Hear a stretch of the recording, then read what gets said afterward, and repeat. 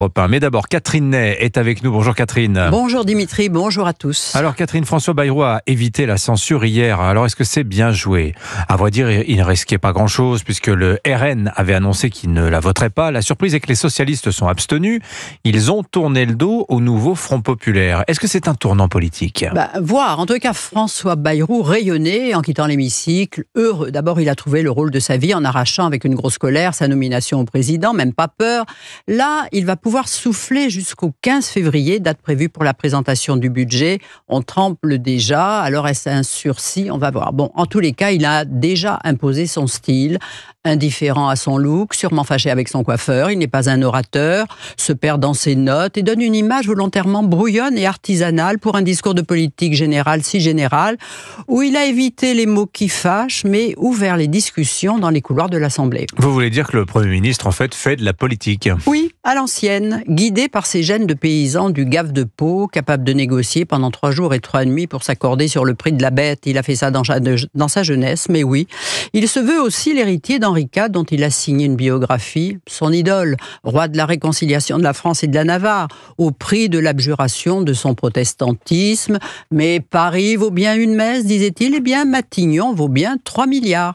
Prix payé en concession, annulation et abandon d'économies pourtant prévues dans son discours de politique générale.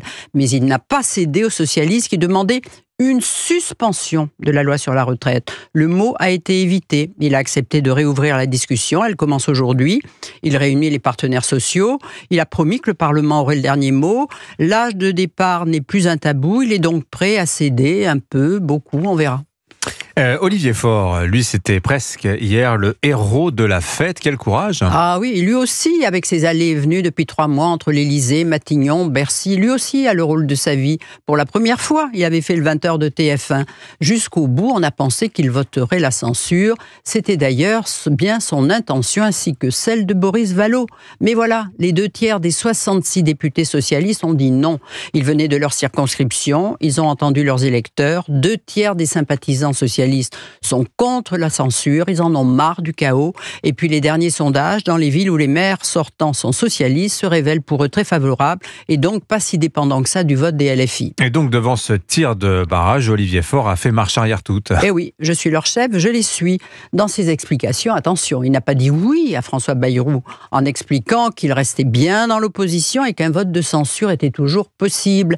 Mais il a aussi fait la liste de tout ce qu'il avait obtenu du Premier ministre. Oui, je n'ai pas la négociation honteuse, a-t-il dit.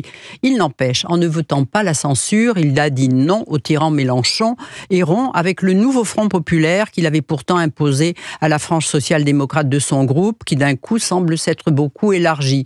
Et s'il a rompu avec le Jutsu-Boutis, c'est bien dans son intérêt, parce qu'en mai prochain, il remettra son mandat de premier secrétaire au Congrès socialiste. La dernière fois, il l'avait vraiment emporté de justesse. Oui, mais si cette rupture entre les socialistes et le NFP était durable, elle ouvrirait une autre perspective à François Bayrou, hein. Oui, le Premier ministre ne serait plus dans les mains du Rassemblement national. Parce que si Marine Le Pen a voté la censure avec les LFI, sans les socialistes, pour rater la présidentielle, eh bien, il n'y aurait cette fois pas le nombre suffisant pour le débarquer. On comprend mieux d'ailleurs la grande nervosité des intervenants du RN, Jean-Philippe Tanguy, Sébastien Chenu. On se montre très préoccupé dans le parti par la popularité de Bruno Retailleau, qui, disent-ils, mange dans notre gamelle. Ouais, et si le RN était finalement le grand perdant de cette censure qu'il a voté, la censure de Michel Barnier en décembre, ça c'est vraiment intéressant. Hein. On suit ça semaine après semaine avec vous, Catherine Ney, sur Europe 1. Merci beaucoup.